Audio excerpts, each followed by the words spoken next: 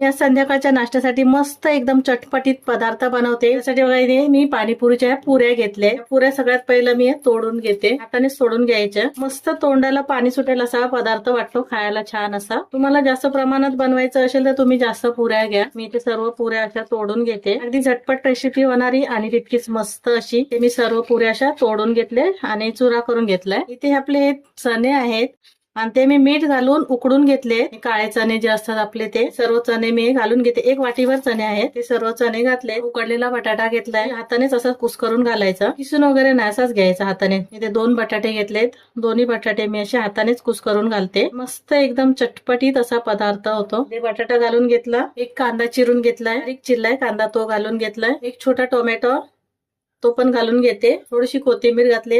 इथे हिरव्या मिरच्या कमी तिखटवाल्या आहेत, 2 मी एकदम बारीक चिरून घेतले, मिरच्या घेतल्या त्या पण घालते। कुटलेली मिरची घालते, थोडीशी चाट मसाला घेतलाय तोही घालून घेतला, अर्धा चमचा एवढा आहे चाट मसाला। इथे काळं मीठ घेतलंय, चण्यामध्ये पण मीठ घातलंय, त्याच्यामुळे मीठ थोडंसं घालायचं अंदाजाने। ते साधं मीठ घेतलं, ते पण थोडंसं घालते। जिरा पावडर आहे, भाजलेली जिरा पावडर घेतली, ती पण घालून घेतली। ते चिंचेची गोड चटणी बनवून घेतली मी, चिंचेचं गोड पाणी आहे ते पण घालून घेते। मस्त एक छान वाटतं, अंदाजाने घालून घ्यायचंय। थोडंसं लिंबू पिळून घेते। इथे असं तोंडाला पाणी सुटेल अशी आपण मस्त अशी कैरी मी बारीक बारीक एकदम कापून घेतलीये आणि ते पण घालते। हाताळी जाता मग खाली कैरी येते ना, मस्त छान वाटते। बारीक शेव घालून घेते आणि मिक्स करून घ्यायचे। हाताने मिक्स केलं ना तरी चालेल, मी आता इथे चमच्यानेच मिक्स करते। व्यवस्थित असं सगळीकडे मसाला मीठ लागलं जाईल असं मिक्स करून घ्यायचं। पटकन होणारी एकदम रेसिपी, आणि उकडून ठेवायचे। इथे आता मी व्यवस्थित असं मिक्स करून घेतलंय आणि मी छोट्या एका वाटीमध्ये काढून घेते। आता इथे मी अशा वाट्यामध्ये काढून घेतलंय